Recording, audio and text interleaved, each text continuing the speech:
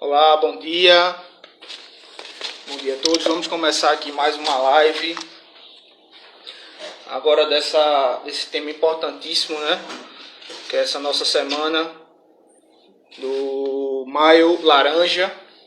A gente vai começar aqui a dar andamento na nossa live. Eu sou Bruno Plácido, advogado aqui do CREAS, Flor do Camará. Vamos chamar aqui o nosso amigo Odirley, que vai participar com a gente. Vamos aqui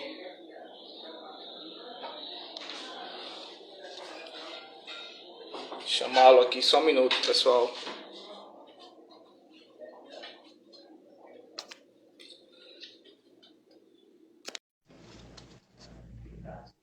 Esse já...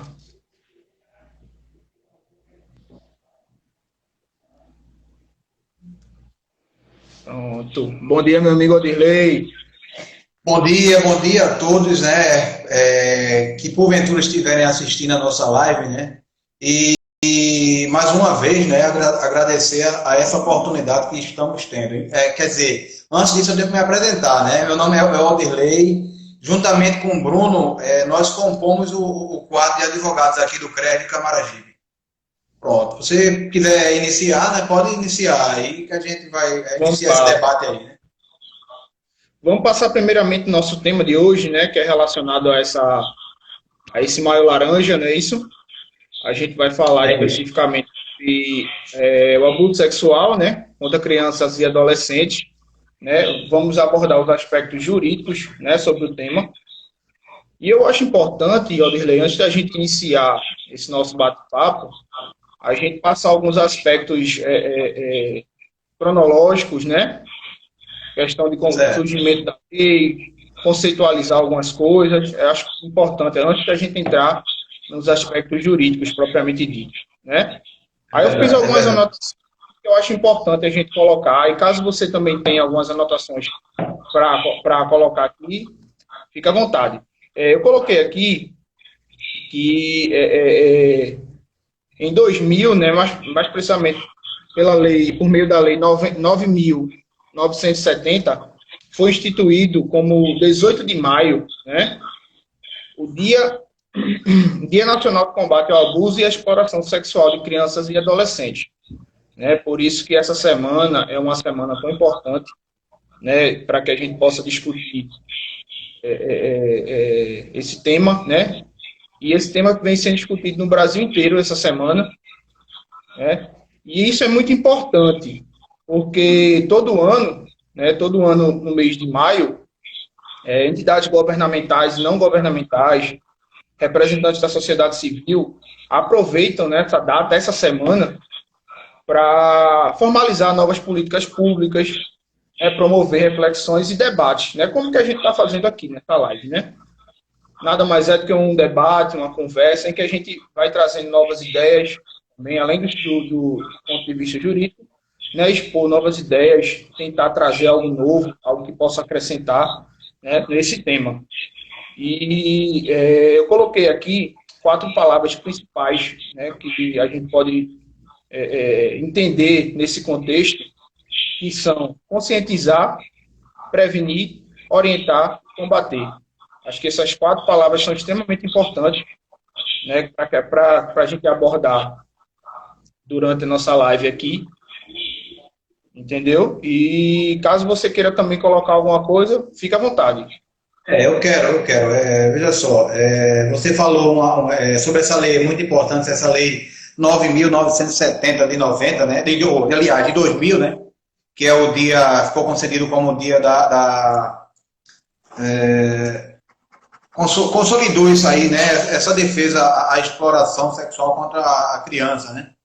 Só que antes disso, eu queria destacar que também, um tempo bem anterior a esse aí, e no ano de 1973, aconteceu um caso emblemático, entendeu? Emblemático, que ficou conhecido como o dia desse combate à violência e abuso sexual contra a criança.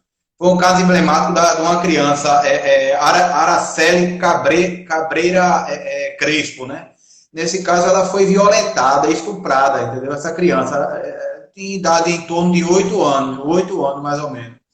E o triste é que depois de alguns dias, né, ela estava sumida, alguns dias ela foi encontrada e houve todo um julgamento, né, o julgamento via judicial, em que foram absolvidos os acusados. Entendeu? Isso aí, para mim, foi um caso emblemático, entendeu? Inclusive, foi 18 de maio de 1973. É um destaque também, para que a gente possa entrar na atualidade, no caso, né? Isso aí também ficou muito marcado, né? Pronto, pronto, e tornou-se o símbolo da luta, né? Contra a violação de direitos humanos, esse dia aí, 18 de maio. Pronto, agora vamos entrar no tema mais, quer dizer, no período mais atual, né? Em relação a esse maio laranja que você falou, né? E você falou quatro palavras importantes aí, né? Orientar, né? Isso, orientar, prevenir, combater, né? Esse abuso, né? Esse abuso das crianças, né? E essas palavras aí se fortalecem mais ainda no sentido de evitar a invisibilidade desses casos, né? Porque às vezes há uma invisibilidade disso aí, né? Às vezes as pessoas não têm conhecimento do que está acontecendo com as crianças, entendeu? Então essa conscientização é muito importante, né? Para evitar isso aí, essa invisibilidade, né? Para que as pessoas possam ter mais consciência de procurar as autoridades, né, competentes para combater essa prática tão abusiva, né, essa prática tão terrível, né, de abuso de sexual contra criança e adolescente, entendeu? Então é muito importante, né, essa conscientização. Pronto, aí se você quiser dar prosseguimento ao nosso debate, né? Com certeza. É importante, como você bem colocou aí, a questão de conscientizar, né, e prevenir, né, prevenir também. Por isso que é tão importante a atuação dos conselhos, né, os conselhos tutelares, né, também a questão do CREAS e do CRAS, né, como forma de uma rede de assistência, né, para realmente verificar essa questão da prevenção, da orientação e no combate propriamente dito, né? Principalmente nos tempos que a gente está vivendo hoje, por conta dessa pandemia. E eu trouxe alguns números aqui, de 2011 a 2019, foram contabilizados no Disque 100, que é o nosso Disque Denúncia, né? Tanto o Disque 100 quanto o 180, que foram contabilizados de 2011 a 2019 mais de 200 mil denúncias, né, com relação à violência sexual contra criança e adolescente. Então, é um número que subiu muito, né, tem uma crescente com relação a esse tipo de crime. Então, o quanto é importante essa atuação dos órgãos de defesa da criança e do adolescente, entendeu? Então, eu coloquei aqui também que apenas 10% dos casos são notificados. Você vê a lacuna que fica com relação a esses casos e que a grande maioria não é sequer denunciado.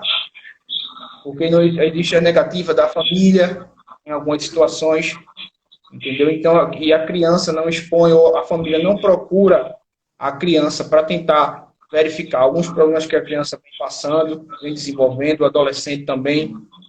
Isso lá na frente se reflete em sérios problemas. Aí eu coloquei aqui também a questão dos 10%, né, que não são apenas só os 10% que são denunciados, né, e a questão do impacto, né, com esse cálculo de mais ou menos 90%, a gente tem mais ou menos o valor de 2 milhões de denúncias nesse período, que não foram apuradas, porque não houve a denúncia por parte da família.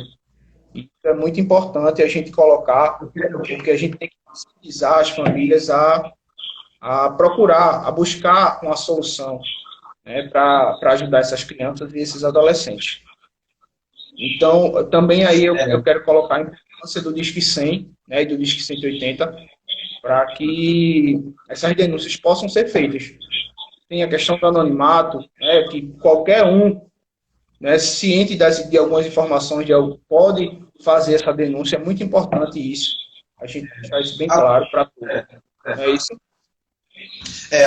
Aproveitando o gancho aí, né, que você falou dessa pesquisa aí, 2011 a 2019, quem não tem conhecimento, né, dos casos, acha que é 200 mil denúncias, é muita denúncia, mas quando a gente vai analisar friamente, a gente vê que é muito pequeno o número de denúncias, porque no universo de 2 milhões de casos, né, de abuso sexual ou abuso da criança ou adolescente, apenas 200 mil denúncias, né, contabilizadas. Então, isso precisa melhorar muito ainda. Porque, ou seja, 10% só dos casos são contabilizados. Entendeu? Ou seja, tem muita criança que está sendo violentada, está sendo abusada e não há um conhecimento sobre essa situação. Entendeu? Termina o quê? Prejudicando a criança, né? E não chega à autoridade policial e isso incentiva cada vez mais a impunidade, né? Por quê? Verdade. Porque o abusador, ele só abusa na certeza de que vai ficar impune, né? De que vai ficar impune. E, na verdade, não pode ser assim.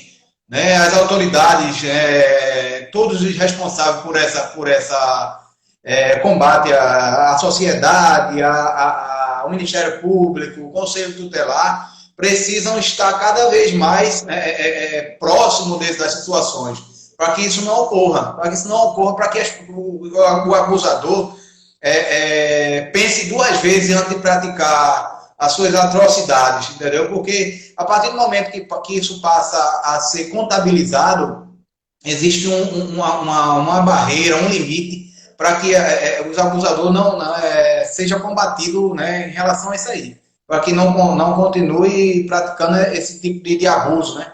Que é inadmissível, né? Na nossa sociedade é inadmissível, embora sabemos que existe muito, né? Nesse momento agora, uma quantidade enorme de pessoas, de crianças, né, adolescentes, estão sendo abusadas nesse momento. Entendeu? Então precisamos, né, com a ajuda de todos, a sociedade e inclusive quem convive no seio dessa criança, né, a família que tem o dever, né, de cuidar dessa criança, não abusar. Entendeu? Nesse sentido aí que eu falo, entendeu? Então, parece, ao primeiro momento, né, a olho nu, parece que 200 mil denúncias é um número, 200 mil, poxa, parece ser um número expressivo, mas na verdade não é apenas 10% dos casos de violência, né, que acontecem no país. Então, está muito longe, de ser do ideal, né? Está muito longe do ideal. Devemos pelo menos se aproximar do ideal, porque o ideal é algo muito complexo, né? O ideal. Mas vamos fazer nossa parte. O CRES aqui está fazendo a sua parte, né? O que é detectado, né, através dos profissionais, né, advogados, assistentes sociais, quando é detectado algum abuso de criança e adolescente, a gente direciona automaticamente ao órgão né, o órgão competente para analisar o caso, entendeu? Por exemplo, Conselho Tutelar, Ministério Público, entendeu? São as portas de entradas para combater, né? As portas de entrada para combater esse tipo de violação. Pronto. Pronto, pode prosseguir. Tem uma rede de ajuda, né, às crianças, para que as denúncias possam surtir um efeito rápido, né? No combate, como você falou aí, Ozzy. Então, eu acho importante a gente, antes de falar ainda dos aspectos jurídicos, né, a gente conceituar, né, o abuso sexual. Aí eu fiz umas anotações aqui, eu acho importante a gente passar também, o pessoal que está nos vendo aqui, né, eu coloquei o conceito violência dentro ou fora do ambiente familiar. A questão do ambiente familiar, que hoje em dia, na grande maioria dos casos, o abuso ocorre dentro do ambiente familiar. Aí, podendo o agressor ser pessoa conhecida ou desconhecida, né, que a gente vai falar mais para frente essa questão do agressor ser uma pessoa conhecida ou desconhecida da família, né, do ambiente familiar. A relação adultocêntrica com desigualdade de poder. O agressor, pais responsáveis legais, pessoas conhecidas ou desconhecidas. Dominação da criança ou adolescente, com o objetivo de proporcionar prazer e alívio sexual. É o que a gente está questionando hoje aqui.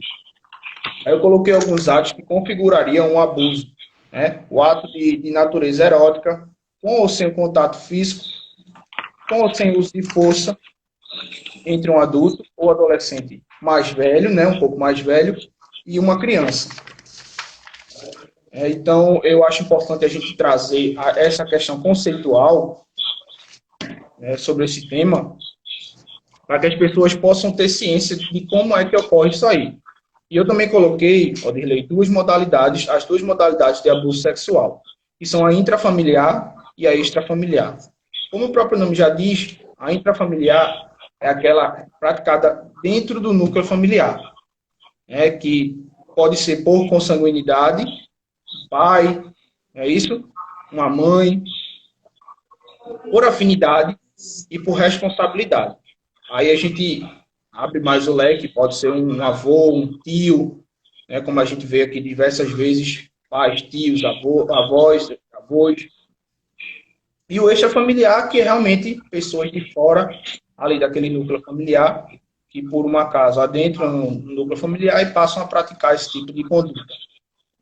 É isso? E 85% a 90%, um dado importante aqui para a gente. 85% a 90% dos agressores são conhecidos da família. Isso é algo que até nos deixa triste, né? Porque na maioria dos casos, na grande maioria dos casos, são pessoas dentro da própria família que praticam esse tipo de ato, né? Esse tipo de crime.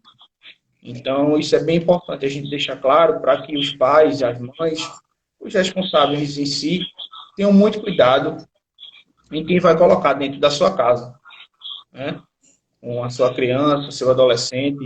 Então, tenha muito cuidado quem você vai deixar adentrar a sua residência, adentrar o seu núcleo familiar, para que esse tipo de coisa seja evitada.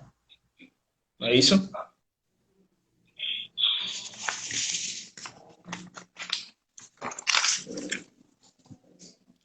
Odilei, eu queria saber se você tem algo também para colocar com relação a essa conceituação aí, se você tem algo a mais para acrescentar.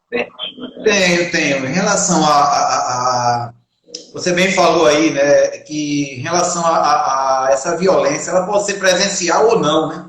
Como você falou aí. Presencial, ou contato físico, ou sem contato físico. Ou seja, é muito mais amplo do que a gente imagina, né? Esse abuso, essa violência.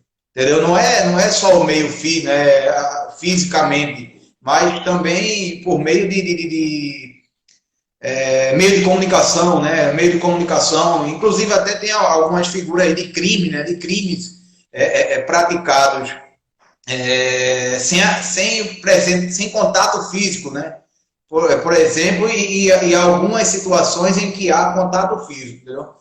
Eu vou citar, eu também separei aqui dos casos em que há contato físico, né?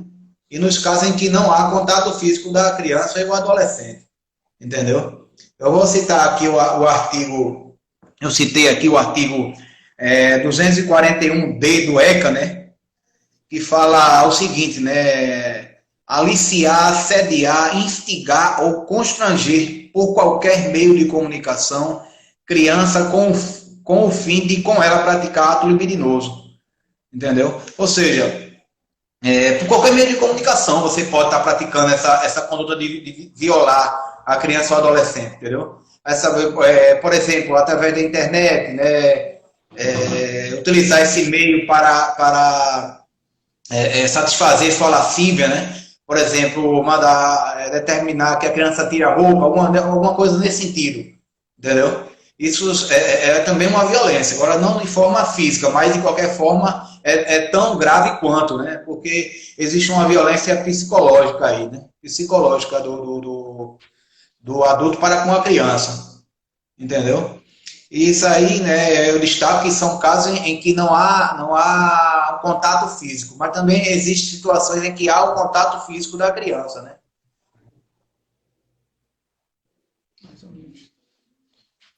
Entendi, Por Odilei. exemplo, Note o aí também essa artigo questão, né? 217A do Código Penal, que é mais um dispositivo legal, né, que fala sobre os crimes praticados contra criança e adolescente, né, o artigo 17A destaca, né, ter conjunção carnal ou praticar ato libidinoso com menor de 14 anos, entendeu? Isso aí também é um crime. Nesse caso aí, houve um contato físico, né? Pronto. Não houve um contato físico. Aí, pronto. Isso eu estou diferenciando a situação anterior, né?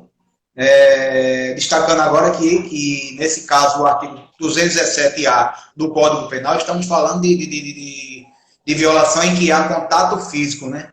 E para que não haja dúvida, o que é conjunção carnal e ato libidinoso, conjunção carnal é quando há a diferença, penetração né? convencional, né? Convencional, né? No órgão feminino, né? No órgão feminino através da penetração, né? Do pênis, no caso. Nesse caso, né? Então, aí há uma conjunção, contato físico, né? A violência tão quanto quando não há esse contato físico. Então a gente precisa diferenciar isso aí. E ato libidinoso pode ser qualquer ato erótico, por exemplo, um beijo erótico, tudo que não seja uma conjunção tradicional, né? Tradicional. Será considerado ato libidinoso, entendeu? Ou seja, então, tanto o estupro como o ato libidinoso, o violador está praticando um crime de estupro, entendeu? Quer seja conjunção carnal ou não. Pronto. Por isso que eu diferenciei nesse sentido, para que todos saibam que não é só a conjunção carnal que caracteriza o estupro, mas também o ato libidinoso, com menor de 14 anos. O estupro de vulnerável, no caso. Pronto, é isso aí. Isso, extremamente importante, eu diria, essa questão. Eu também fiz anotações com relação a alguns artigos, tanto do Estatuto da Criança e do Adolescente, quanto também do Código Penal. E você já deixou bem claro essa questão do abuso sem o contato físico, né? E a gente colocou aqui o artigo 241D, não é isso? Que fala da questão de aliciar, assediar, instigar ou constranger alguém por meio de comunicação, né, para que a criança venha a praticar ou presenciar um ato libidinoso. Né? Eu acho importante que você já tenha colocado essa questão. Eu quero só que tu me confirme, Aldirley, se o áudio tá bem aí para você. Você tá ouvindo? Estou ouvindo bem, estou ouvindo bem. Ótimo, ótimo. Também é bom deixar claro no Código Penal, o artigo 218A, que ele condiciona a questão da prática na presença de algum menor de 14 anos, né, ou induzir a presenciar a conjunção carnal ou ato libidinoso, a fim de satisfazer lascívia própria ou de outrem, né, que aí também realmente tem a característica de sem o contato físico, né, mas que configura o crime, assim como você colocou, com pena, né, de 2 a 4 anos de reclusão. É isso? E a questão também do contato físico, né, que você também colocou algo aí com relação ao estupro de vulnerável, né, que é o nosso 217A do Código Penal, que você falou aí também, com pena de reclusão de 8 a 15 anos, porque aí realmente já existe o contato físico, é isso? E a gente dá uma atenção especial a essa questão, porque existe também a questão da omissão, não é isso? Pessoas que deveriam, ao presenciar aquele ato, né, e acabam se tornando omissas. Né? Um exemplo que eu fiz questão de frisar aqui, uma mãe que não esboça nenhuma reação, né, para impedir que o seu companheiro ou alguma outra pessoa, né, obrigue a filha ou um filho menor de idade a praticar ou presenciar qualquer ato, né, libidinoso ou até realmente as vias de fato, né, o estupro. Então, essa mãe aí também seria caracterizada no crime. Isso é importante a gente colocar também, essa questão da omissão, que é muito importante. Eu também separei aqui, Dirley, algumas estatísticas que eu acho importante a gente falar com relação aos abusos propriamente ditos, né? Eu coloquei aqui, no primeiro ponto, os abusos se iniciam geralmente entre 6 e 12 anos. Eu estou colocando isso de uma maneira geral, né? Porque a gente vê situações em até menores de 6 anos, né? Mas de maneira geral, entre 6 e 12 anos de idade. Alguns estudos apontam de 6 a 12, outros estudos apontam de 8 a 12 anos. Né? E outro ponto importante, que eu acho de extrema importância a gente colocar aqui, é que 20 a 35% dos agressores sexuais foram abusados sexualmente quando crianças. Então, aquilo ali, a criança e o adolescente, ele desenvolveu aquilo ali e hoje ele passa a ser um agressor. Porque não houve um tratamento eficaz, não houve algo que pudesse realmente retirar aquela agressão daquela criança e daquele adolescente. É isso? Eu acho que isso também é importante. Outro ponto que eu acho interessante a gente colocar é que os agressores sexuais que sofrem de distúrbios são minoria. Porque muitos questionam com relação a distúrbios mentais que aquelas pessoas possam vir a ter. Mas, de acordo com os estudos as pesquisas que a gente fez, são minoria. Entendeu? E deixa eu ver, eu acho que eu tentei trazer alguns mais importantes, né, para que não fique tão extenso. A violência sexual contra criança e adolescente é a quarta maior causa de denúncias do Disque 100.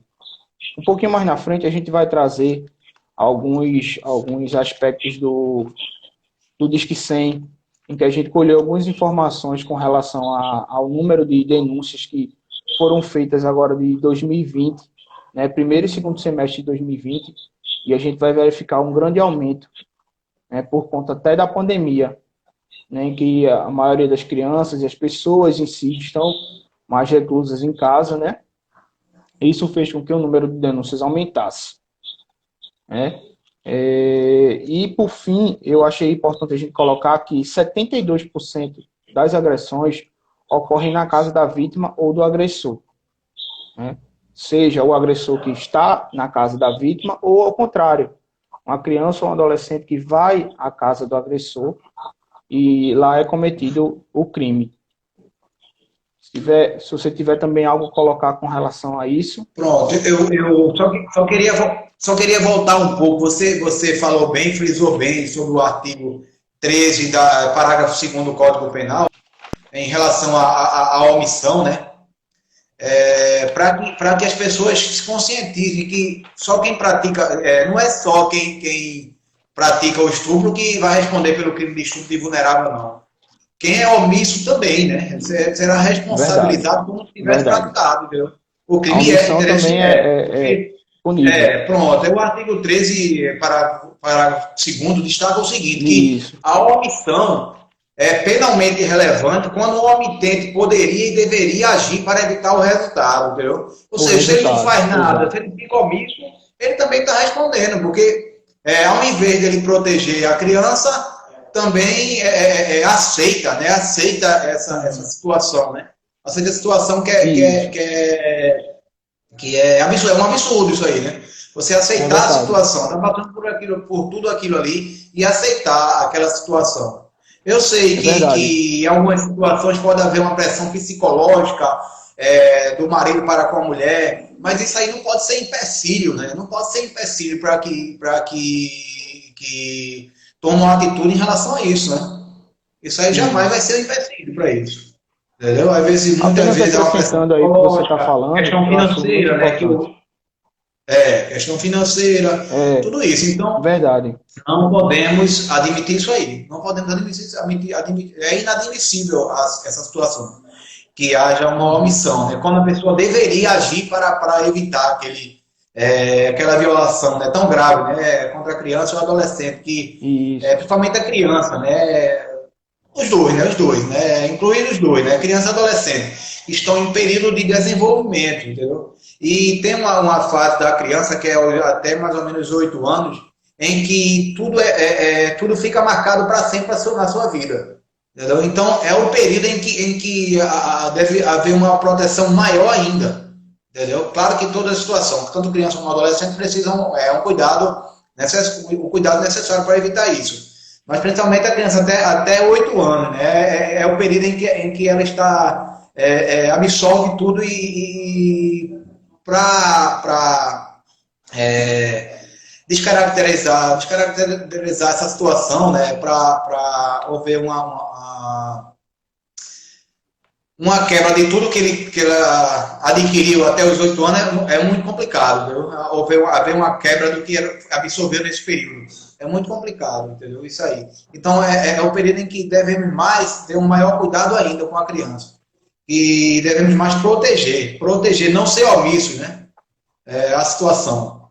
Pronto, e para concluir eu acho muito importante que todos contribuam para denunciar as situações de abuso à criança.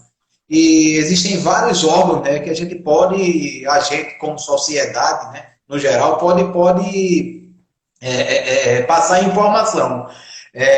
Vou citar aqui quatro instituições importantes, né, que é o Conselho Tutelar, né, que é a porta de entrada, né, Com onde, certeza, né, com é certeza. detectada a situação, para que possa, ou também o Ministério Público, ou através do Disque 100, né, Disque Denúncia, ou através de delegacias. Essa delegacia pode ser comum ou especializada, não importa qual a delegacia, mas, claro, principalmente na especializada, mas no caso de omissão, de não haver uma delegacia especializada, o que a gente não pode é ficar esperando, né?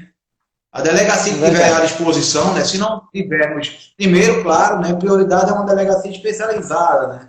Para que haja um tratamento adequado, né? Embora a comum também haja um comportamento adequado. Porém, às vezes os profissionais não estão tão habituados com aquilo Estão para não haver preparados para um receber prejuízo aquela situação, para né? a criança.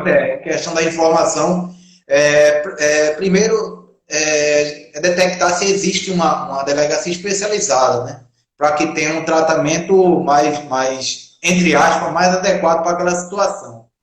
Entendeu? Então, a gente não pode ficar omisso a isso aí. Então, toda a situação de abuso, e, quer seja por familiar ou desconhecido, temos o dever, como sociedade, informar as autoridades competentes, para que possa dar uma solução mais vantajosa para o desenvolvimento da criança. É isso aí. Com certeza, Odilei. Você falou, deixou bem claro aí qual a importância, né, vamos dizer assim, né, da verificação e da denúncia, né, por parte dos familiares ou de quem quer que seja da sociedade como um todo. Né? Por fim, para a gente concluir, eu acho importante também a gente mostrar aqui o levantamento do Disque 100 do ano de 2020. A gente passar isso aqui. A gente teve em 2020 um registro no total de 887 casos de abuso sexual físico e 759 de exploração sexual. Comparados ao segundo semestre do mesmo ano, a gente teve abuso sexual físico 3.338 casos. Então, aí a gente vê o aumento considerável com relação ao abuso e à exploração sexual. A exploração sexual, o número de denúncias foi um pouco menor, comparados ao primeiro semestre de 2020. Foram 918. Mas com relação ao abuso sexual físico, foi um aumento muito expressivo, né, que foi para 3.338, de 887 para 3.338. Então, a gente vê o grande aumento, né, com relação ao número de denúncias, principalmente se tratando de pandemia. Né? Houve um aumento considerável, né, nesse número de denúncias. Isso mostra também que estão ocorrendo as denúncias, né, como a gente tinha questionado com relação ao número de 2 milhões no início, né, que é realmente a quantidade de denúncias que deixa de ser efetuada. E a gente viu realmente um grande aumento, principalmente no segundo semestre de 2020, o que dá a entender que realmente as denúncias vêm sendo feitas, né, pela sociedade.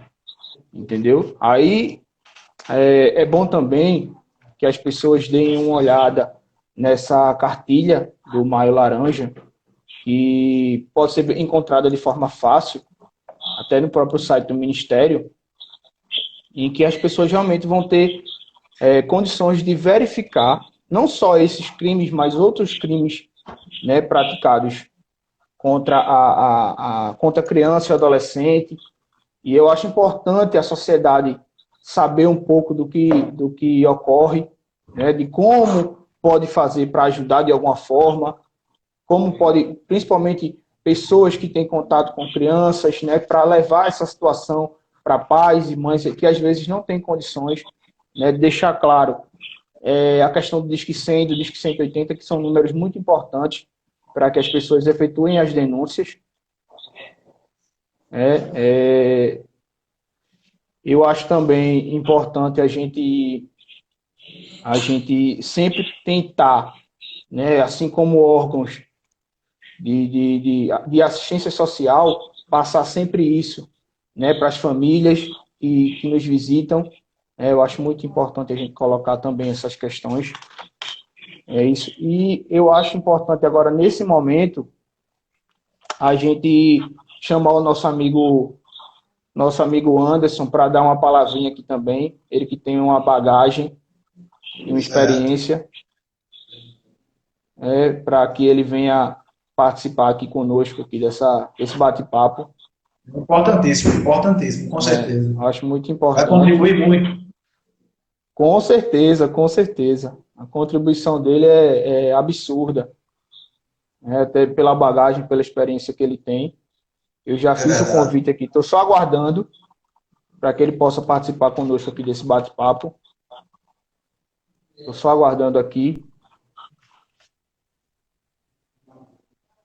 Olá, Anderson, tudo bom? Bem-vindo ao nosso bate-papo.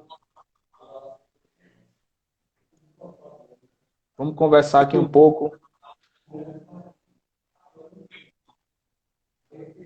Tá me escutando? Tô sim. Tá cortando um pouquinho, tá normalizando.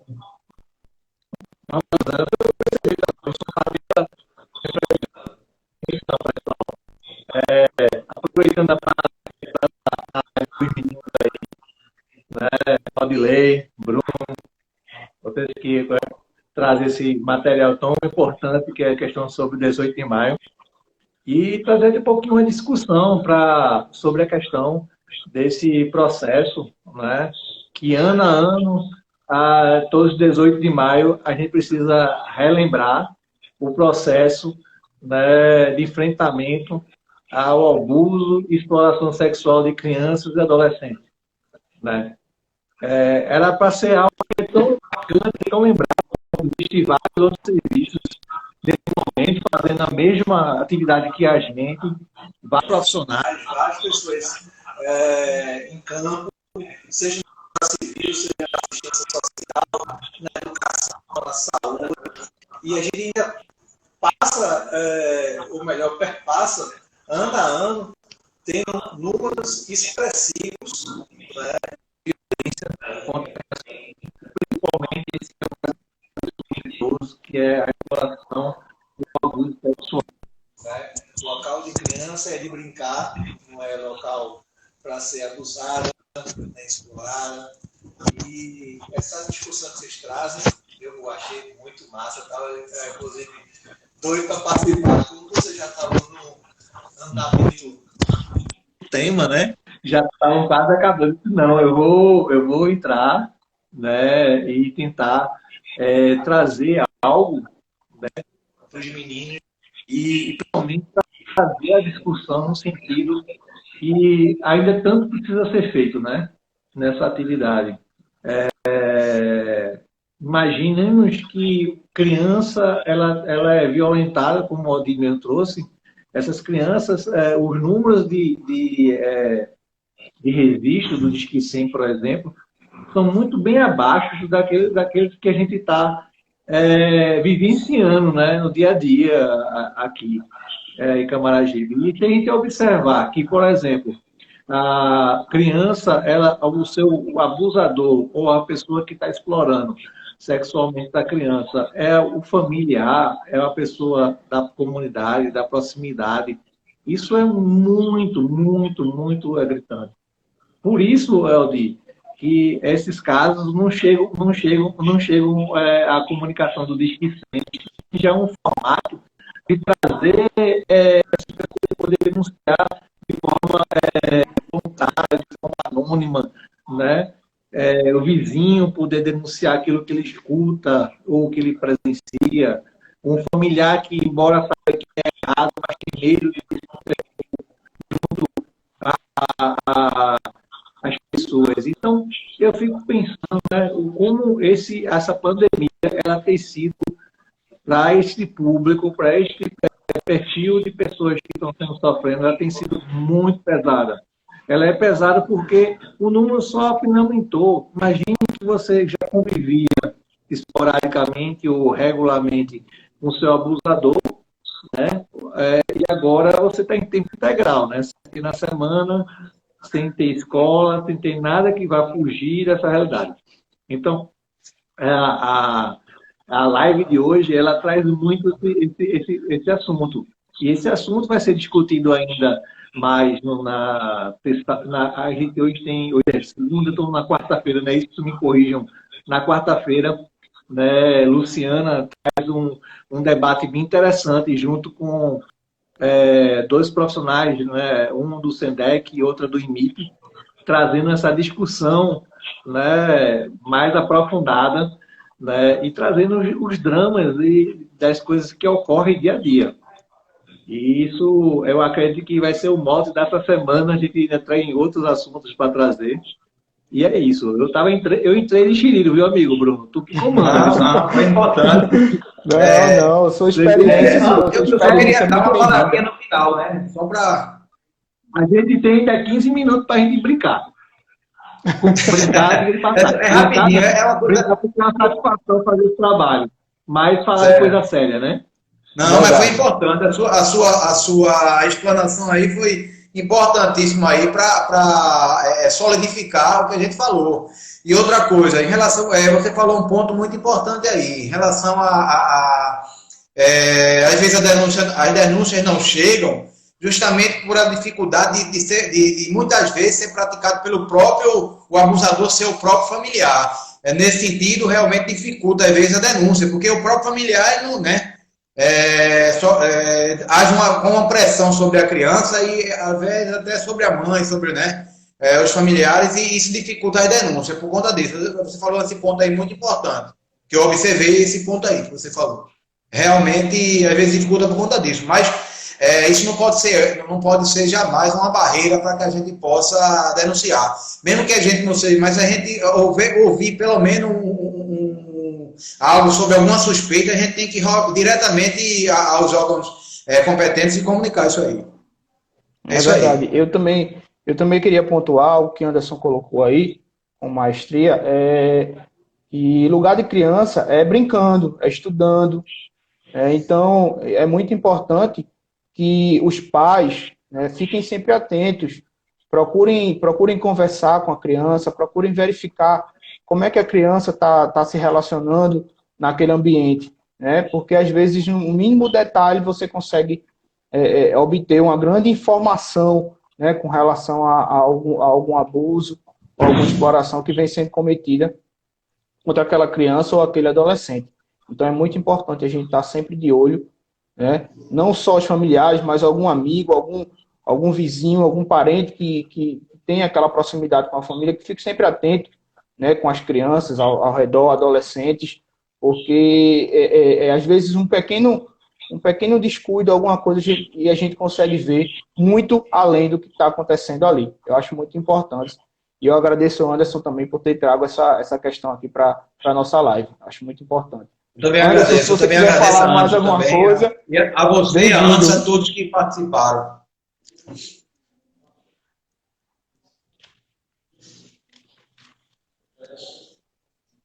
eu creio que eu tenho um pequeno probleminha aqui. De antemão, eu acho que agora voltou a internet aqui, ó, Dirley. Eu quero agradecer, né, a você, agradecer a Anderson por esse bate-papo aqui, que foi sensacional. Eu confesso que me fez aprender ainda mais, né, a aumentar ainda mais o meu conhecimento com relação a isso. E que fique, né,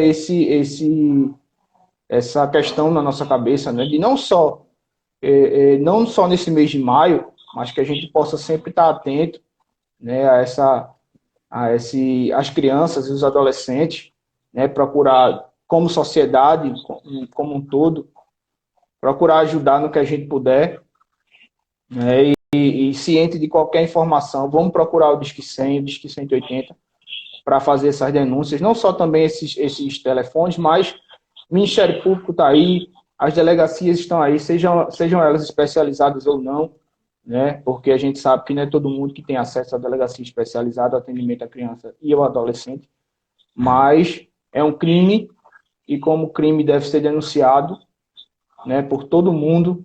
É isso, Adilei.